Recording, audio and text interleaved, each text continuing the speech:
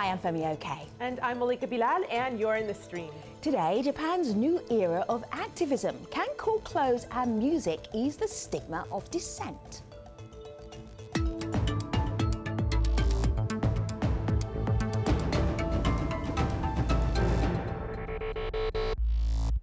This new wave of protests was triggered by Japan's triple disaster, which struck 5 years ago this week. And I'm sure you remember, there was a massive earthquake, tsunami, and a nuclear crisis that devastated Japan, and it gave birth to what's been called the Hydrangea Revolution. Why the hydrangea? Well, it is a huge flower made up of little flowers, and it symbolises Japan's unity around a cause, and that cause being government accountability and an end to nuclear power. Since then, a new era of activism has bloomed. Until recently, protest images imprinted in Japanese memory looked like this: violent clashes between police and radical student groups in the 1960s. Now today, the images are more like this: rallies organized by young activists called SEALDs. They have the air of a concert or street fashion show, and that's kind of the point. They're trying to normalize dissent in a country where it's historically been stigmatized. So are these activists making a political difference? Joining us from Tokyo, Mana Shibata is an activist with the Student Emergency Action for Liberal Democracy, or SEALDS. David Slater is a professor at Sophia University. He's also Mana's teacher. Junichi Sato is the executive director of Greenpeace Japan, and Ikuo Gonoi is a political scientist. So good morning, everybody. Thank you for getting up super early for us here on the stream. Let's start with Mana. Mana, do you feel like you've invented a new kind of protesting, a new kind of activism in Japan?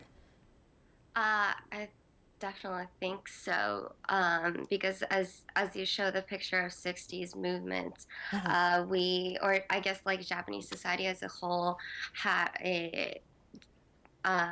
became to think social movements or demos or protests as something really violent or extreme. And because that was the mainstream idea, we thought there needs to be a new way for people to voice their opinions, and that's why we kind of reinvented the whole demo thing. So if you're protesting and you're not doing it in an aggressive way, how are you doing it? How are we doing it? Yeah. We play music, and we use chants that we made. I think you're gonna show the demo later, maybe. Yeah, actually, I can show it right now. Actually, yeah. Let me show you this. This is from SEALDS Japan, and the little title says, "This is what democracy looks like." I'm just going to play a little bit of this. Democracy looks like. Tell me what democracy looks like. This is what democracy looks like. Tell me what democracy looks like. This is what. Man, it just looks like a party. I know. I know, we use balloons and everything, so we try to make it not alien to our young culture. Okay. So you look good, you're dancing, you're having a party. How is this protesting? This is our way to get our voice out in the street, and I think this is very like. I think some people might say that we may be just partying, but I think the ways in which we're doing is our way, or young people's way. And I think, the video is showing it, but getting out of the street is a big thing in Japan. It's a big, how do you say, it's not really normal to our culture. That's actually something, Mana, that we heard a lot from people online who were tweeting us from Japan.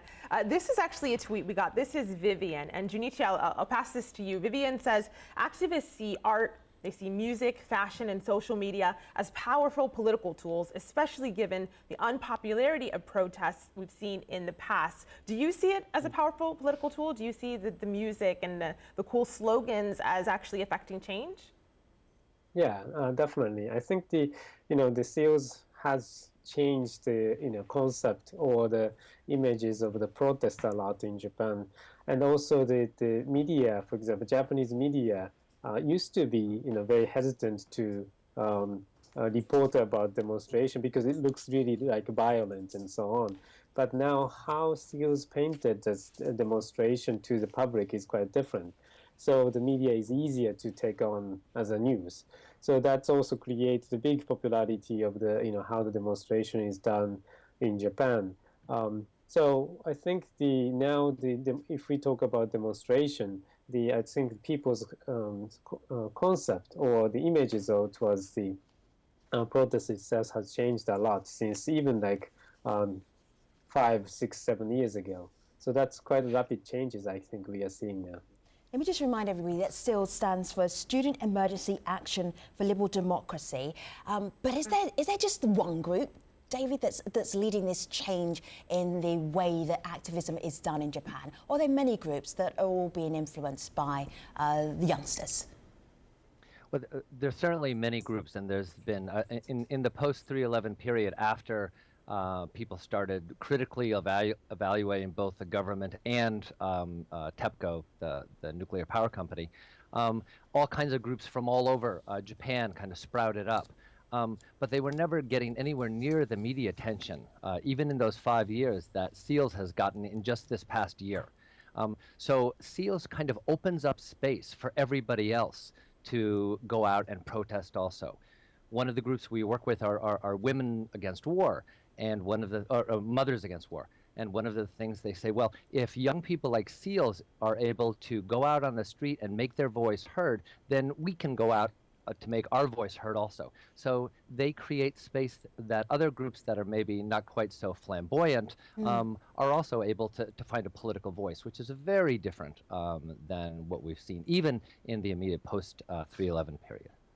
So there does seem to be some agreement here. And Ikuo, I want your thoughts on that same issue. This is a tweet that we got about stigma and whether or not the stigma is being broken. Sakura says there is a stigma against public protests and youth activism left over from the 60s, although I think groups like SEALDS advocate for things that are wanted among the public, which isn't bad in my opinion, this person writes in. So Ikuo, I'm wondering if you think that they're advocating for things that the general public wants, and if they are then able to break that stigma.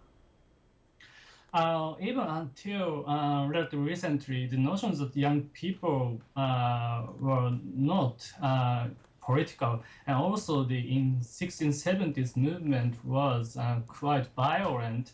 But this image is gradually fading out by the movement after 2011, especially SEALs. Yeah.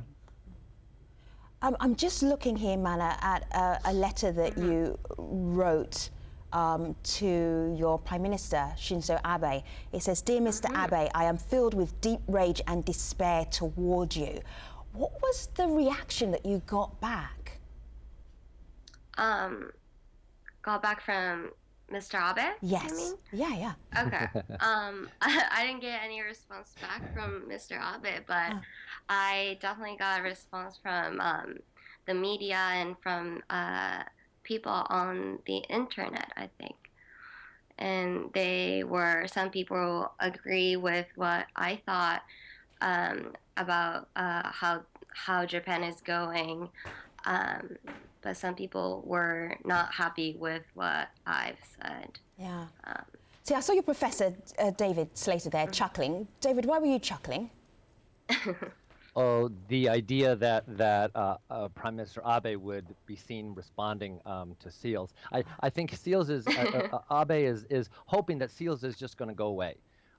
Because SEALs is saying out loud the things that so much of the country is already thinking. If you look at the opinion polls, the vast majority of people are against, for example, changing Article 9 of the Peace Constitution, one of the things that SEALs is also against, but it's not until SEALs says it that other people can kind of go, yeah. We've had a discussion about think Article 9. Just to recap that very briefly for our international audience who may not have watched that stream show. Article 9 is important to Japan because... Article 9 is one of the articles in the Constitution that's written immediate post-war period that outlaws Japan's ability to wage a standing army to fight wars of aggression. And up until now, that has served Japan very well because it's been really a pacifist nation in a lot of ways. Sure. This is now being called upon to either be reinterpreted or be overturned and changed, so Japan can engage in these sorts of wars outside of Japan. And most people are against it, and SEALDS is very vocally against it. Right. And anything else that's really critical that you feel that this young movement have actually made Japan feel more comfortable about talking about, David? Well, the other main platforms of their movement, calling on the U.S. security treaties, forcing the rest of us to reevaluate the necessity and the cost of these security treaties between America and Japan, and also as they were just starting in the very beginning, they were started a SAS poll, which is against the state security Act, which is one of the acts that have been passed in order to clamp down on media and free expression in Japan. Again, a lot of people are against that, and SEALDS brings that to the head by allowing us to discuss it.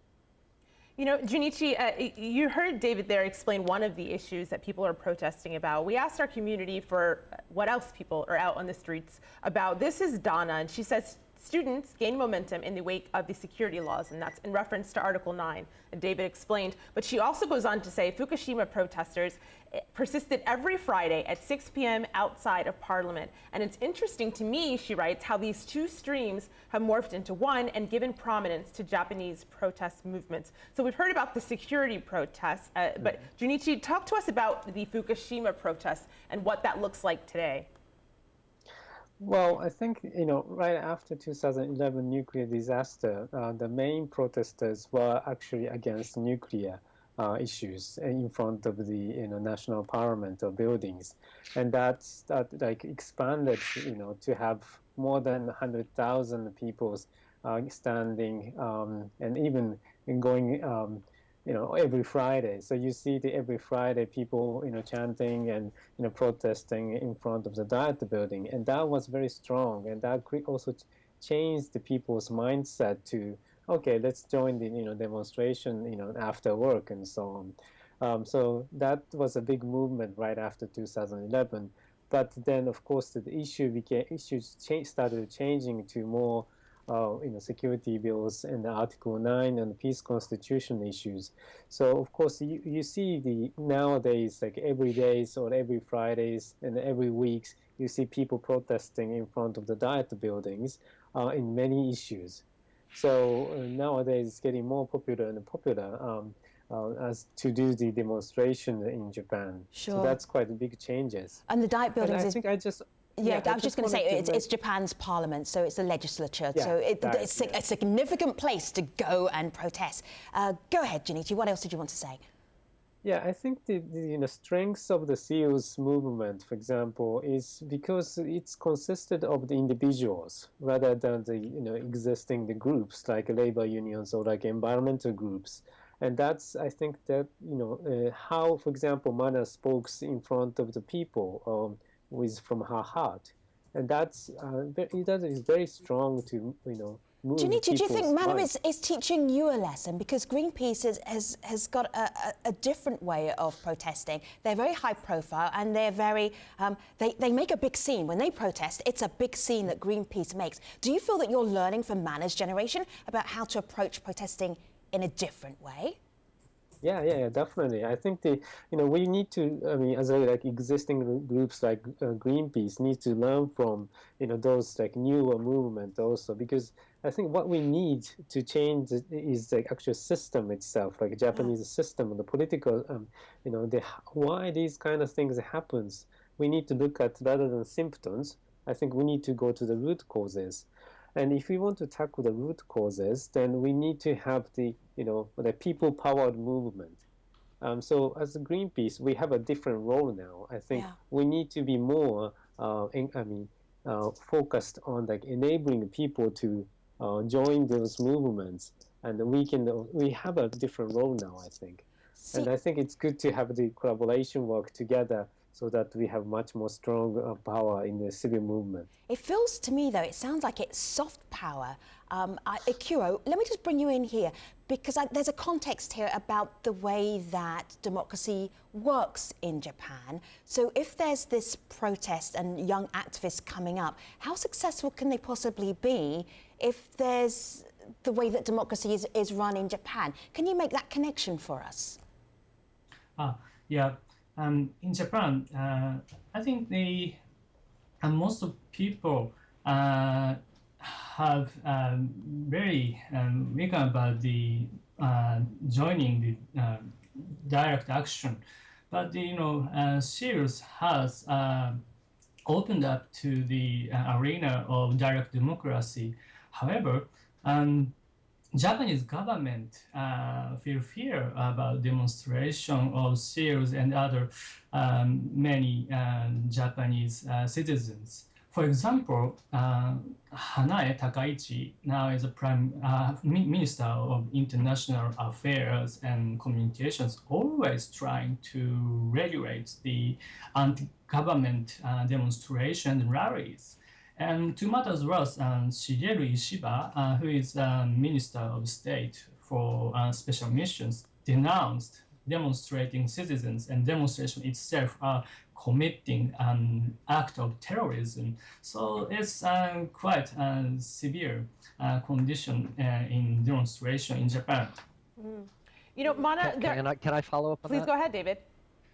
One thing, I mean, basically, because of SEAL's demonstration style, they don't give the state an excuse to crack down. SEALs has an image of calm and clean. They're not antisocial. They're not violent. And so it doesn't give the government a chance to say, well, these people are dangerous to us, to themselves, and then we're going to crack down. This is a big change. And David, I hear what you're saying, but I wonder, because of what I'm seeing online, if it's because of that people say they're not taking it to the government far enough. So we got this criticism from Takeo, who says they're only repeating the opposition's conventional slogans. Another person writes in critiquing, William says, nothing has changed. The status quo is still the status quo. Abe, the Prime Minister, didn't listen to the hundreds of thousands of protesters last year. So Mana, what do you say when you hear this criticism? I think that's the problem with Mr. Abe, that he's not listening to civil society.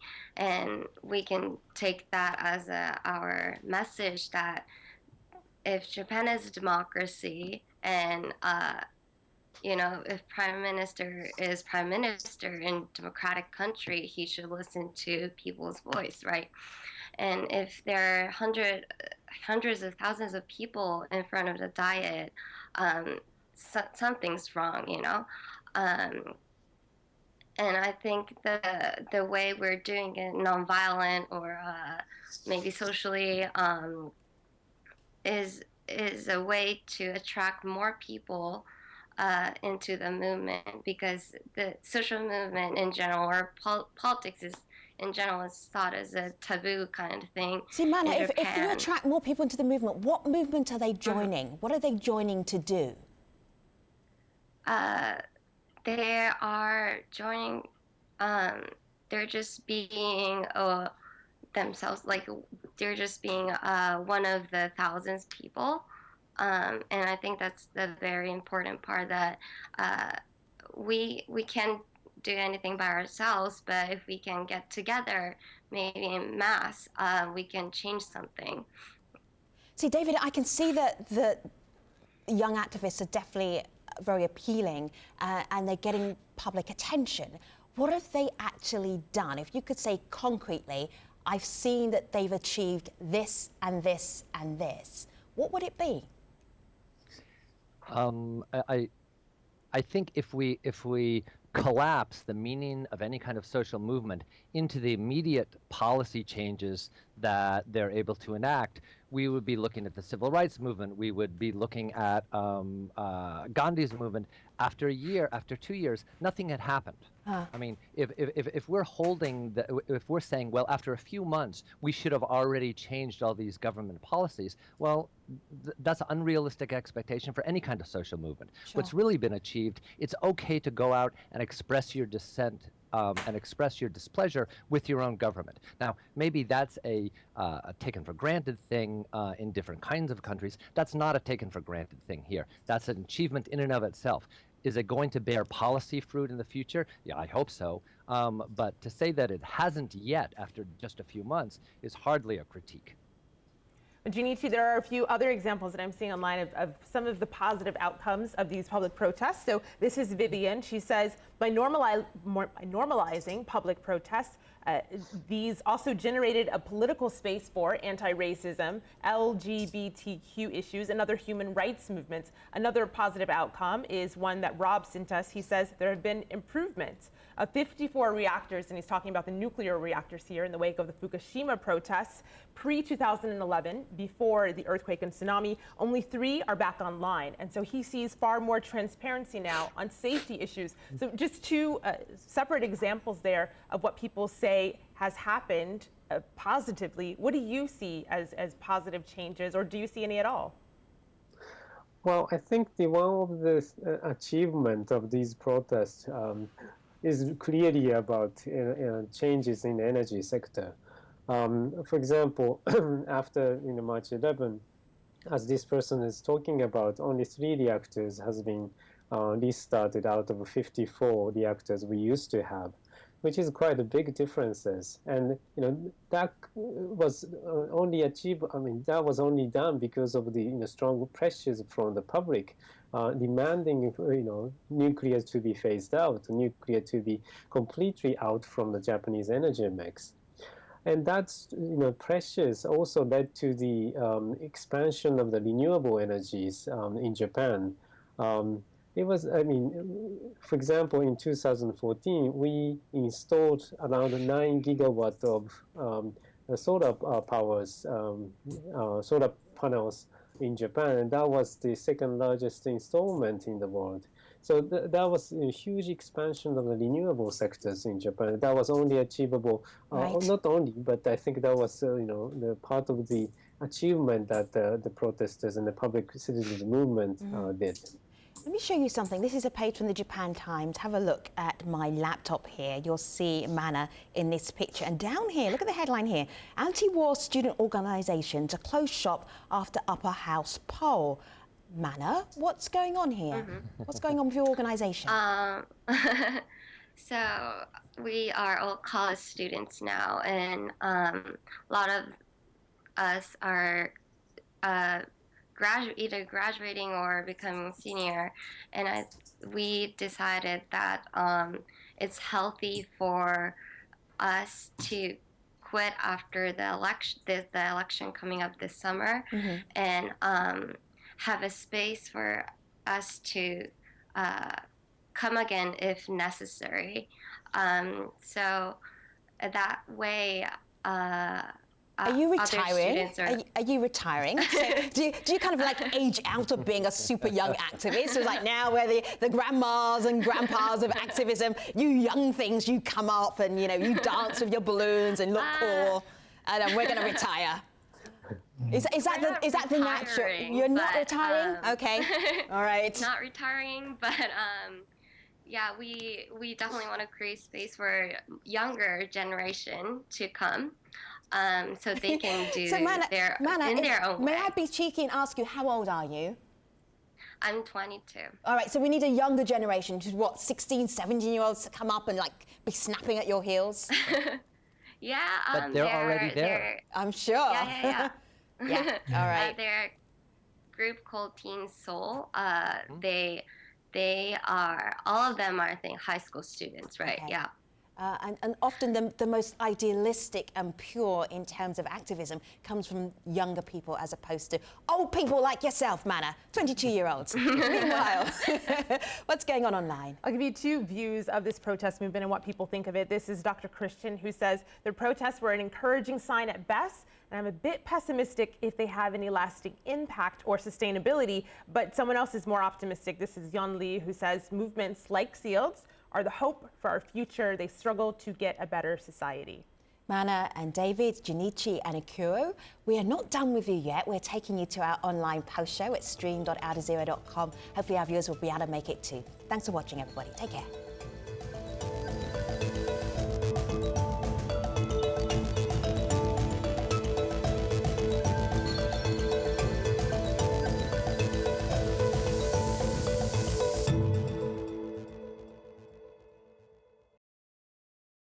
Hello everybody, I'm Femi Oke. You're back with the Streams Online Post Show. We're talking about Japan's new wave of activism. What difference is it making? Junichi, I did ask Mana how old she was. She said she's 22. When did you start becoming an activist? When did you start protesting? David, it's all right, don't panic, I won't ask your age. Yeah, good. I'm just wondering, what age did you start to feel like I need to change the world around me? Well, actually, like 20, 21 years old. All right, so that was like, last week. I want to show you a few pictures here. This is 1960s Japan and activists in the street. Have a look at these pictures here. There you go. As you look at these, what are you seeing, Junichi? Because this is a whole different era here. Yeah, I think that was in the 60s and the 70s, the students' movement. Of course, I'm not old enough to experience that time. Of course not. Yeah. Well, I mean, when I joined the Greenpeace, for example, this kind of, people who are quite, not quite, but old, coming, having experiences in those kind of time, then, their idea of demonstration was quite different, surely. And that was also surprising to me because I started a movement in the US. So it was not like this movement. So for me, it was, big gap to hear about this kind of movement. Sure. Does it feel odd, Ikuo, to see this young, fresh approach to how you get what you want, how you make social change? Does it feel odd that it's not radical? Actually, something not radical is quite important because basically the movement after 311 in 2011 is peace movement and non-nukes peace movement. So the image of radical left, as you have shown in the picture, is quite out of date. And so the radical right itself is now still surviving, but they are now turning into something culturally softened. David, as you're looking at this and you're studying it, I mean, you did make a really good point. It's really hard to study stuff that's right up close to you. But in these early days, I suppose if we look back to 2011 to now, how would you describe what's happening to Japanese society?